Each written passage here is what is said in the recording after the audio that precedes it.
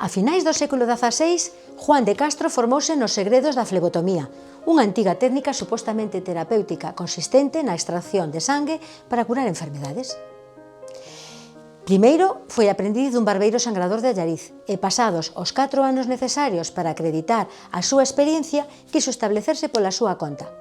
Para iso necesitaba a licenza que se obtiña superando un exame ante o sangrador maior do rei. En 1591 viaxou a Madrid e demostrou os seus coñecementos sobre o sistema circulatorio, sobre o xeito de facer os cortes para sangrar e sobre como poñer ventosas e samesugas para extraer o sangue das persoas doentes, así como o modo de sacar dentes e moas. Por último, e para poder recibir o título de barbeiro flebotomiano, Juan de Castro tuvo que xurar que ia facer unha boa práctica deste oficio e de que non lles cobraría aos pobres.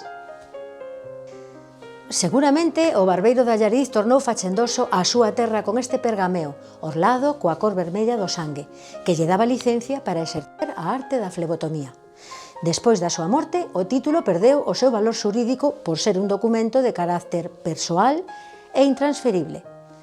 Pero a este título quedáballe por diante unha segunda vida, porque mantiña o valor de ser un pergameo, é dicir, un soporte documental que pola súa calidade adoitaba reciclarse para redactar outros documentos, como os palinsestos ou para encadernar libros de contas ou protocolos notariais, entre outros.